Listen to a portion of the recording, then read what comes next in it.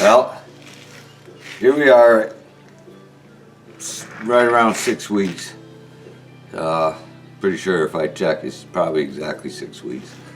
This is that Mustang that I showed you 6 weeks ago, how much of a change he made in a week's time by changing his hay, just from round bales to square bales.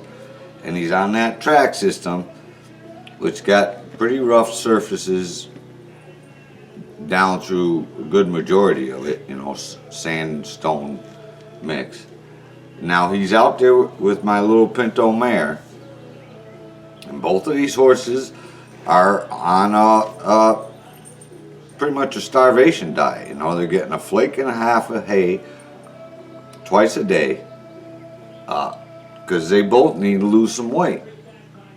And I'm going to tell you again, a healthy horse will grow a healthy hoof. So that Pinto mare, who's eating the same thing, and I got a short video clip of what I caught them both eating along that fence line. You got to understand something. Yeah, I could probably fill him up with a bunch of junk, some kind of crap that perhaps maybe he'll eat enough so that he's not picking. But part of that picking is keeping him moving too, which I want him to do is move. I don't want him standing in one spot just filling his belly just because he feels the need to have his belly full. So they're going to eat any kind of greenery, even if you got some junk out there. Horses are going to want, in the springtime, they're going to want some kind of green. And so any kind of green they have access to, and you really can only pick underneath that fence, and what little bit of grass that was out there is barren. So they've been picking and choosing whatever they eat. But I'm going to show you here, he has gone flat again, and I've noticed this. I mean, he's not totally flat, but he certainly is he's not what he was 5 weeks ago or 6 weeks ago when I showed you how much of an improvement he made in just a week's time. And how quick that can change. Exactly. Well, it was probably about 2 weeks later that I started to notice him reverting back to where he was, without any change in the hay. The hay is the same square bales I've been feeding. So anybody that's looked at enough of my comments, I'm not a person that's just going to sit there and try to tell you something.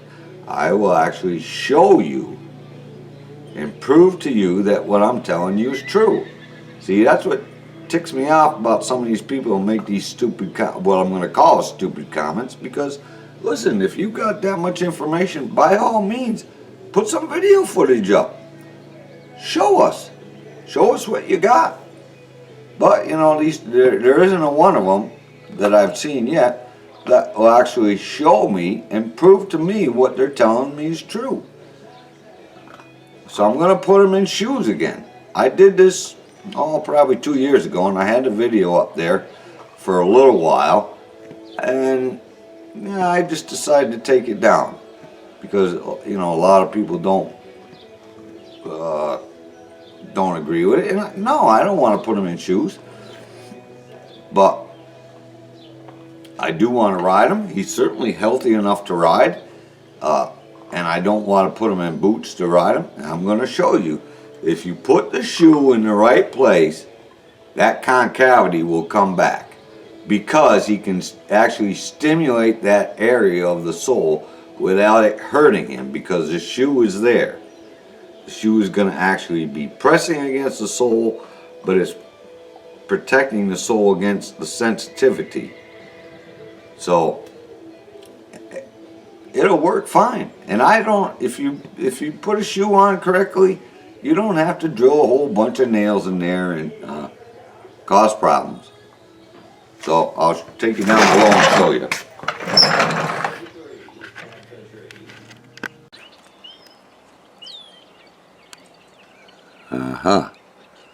Got ya. What horses will eat and what they won't eat. Thing is, before I started the video camera, the pinto was eating grass along the pond, and Indy was the one munching on that pussy willow tree. But now, Shauna is eating it. The thing that I try to keep track of here is, well, for one thing, both of these horses are overweight. So right now they're on a little bit of a starvation diet. And I've mentioned before what I've caught Indy eating was cattails and stuff. But I'll show you here. This is how much grass they got access to right back there. You see how it's pretty barren, the far end of the pond, and it only goes over to there. See, that's all they got, you know, and what's along the fence, along this roadway. So, the two different things between the two horses, Shauna has beautiful feet. No problems, no laminitic problems, can go barefoot. Indy has problems with laminitis. So, controlling what this horse eats is a huge factor in keeping track of what he eats. So, when you got a horse that's got problems like this, because he fluctuates a lot. So, what this horse puts in his stomach, and when you try to do these things, you got to pay real close attention to what they have access to, especially when you're trying to reduce their weight, because let's face it, they're hungry. But these two horses are both overweight, so they actually need to be on this type of starvation diet. It's, you know, not that I'm totally starving them, but they're out grazing, so they're moving around a lot, and they're going to eat whatever they can find. How good that horse deals with it is the question.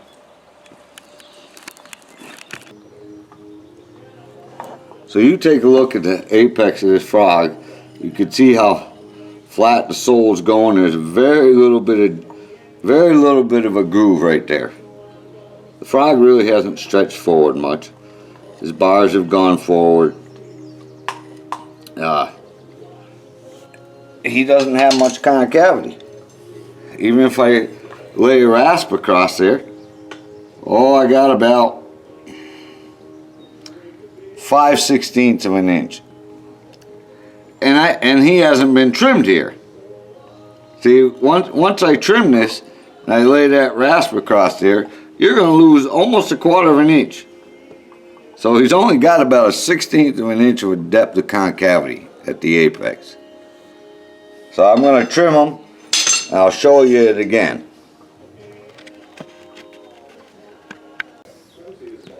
So, got him trimmed, and I just barely kissed the sole here.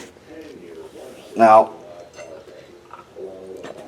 if I lay that rasp across there now, I got 1/8 of an inch. There's 1/8 of an inch at the apex of the frog. So he's all trimmed. What I'm going to do is put this natural balance shoe on him. And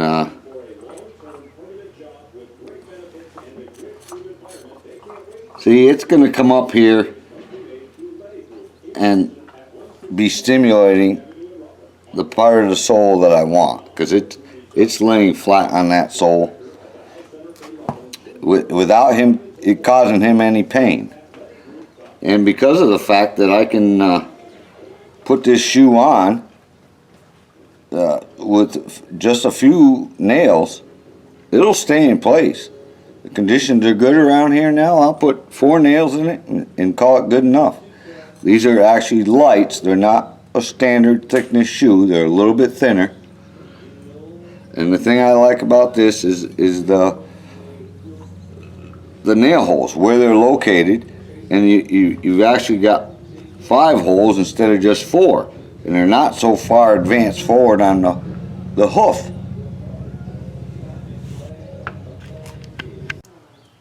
So there's a shoe in place. What I'll end up doing, I left this here. I'll chop that off, and you can see right in here. See, this is where his lamina is bulging. See, it's even bulged right here. So don't think because he's in a steel shoe that hoof still won't flex some. These are slim blade nails. There's only 2 on each side. It's a lightweight shoe, and if I'm feeling real nice about it, I'll show you what kind of results I get and how short of a period of time I get. So even if he's eating the wrong stuff that's causing that inflammation again, right, he will still get his concavity back and he'll maintain it because his sole is not feeling anything because of the shoe. I mean, it certainly is getting stimulated, but he's not feeling any pain out of it. See, this horse lands beautiful heel first. If I did a slow motion video on it, you would see he lands perfectly. He flips that hoof out just like it should. It should kind of flip out and say hi to you when they walk. And he does that beautifully. But because when he breaks over in the front, he lifts that foot off the ground and avoids putting too much pressure on here. So if you're nice to me, I'll show you.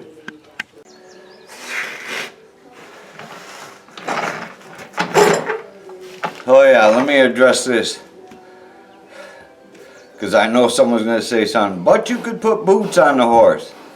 Okay, yes you can. And I've been down that road, and I had quit shoeing years ago, way back, 8-9 years ago. And I was booting horses to ride them. And I'm going to tell you, now this is the second horse I've had here like this. Booting is fine. You know, I showed you the improvements the horse made within a week's time, right? So as long as those improvements stay going, by all means, boot the horse, ride him. But if you take those boots off and you put them back on that environment, which is really a pretty damn nice track, and things go back to where they were, you got a serious problem. So what you're going to do is boot that horse forever and never get his concavity back. You know something? So you're going to deal with the laminitis and no concavity. If I can put this horse in shoes, you know, during the riding months here, and get his concavity up where it belongs and stay there, I have a better hoof structure. Even though I still have some inflammation in the lamina, at least I don't have a flat-footed horse, because those, you know, those people, and then when they put the shoe in the wrong place, they put pads on to protect the hoof. If you put the shoe in the right place, it'll all be fine, other than the fact of that lamina. The other thing I want to point out is, look what's over here. Look what's over here. And look what's over here. There's a bear hide that I'm processing, and my horse is right here.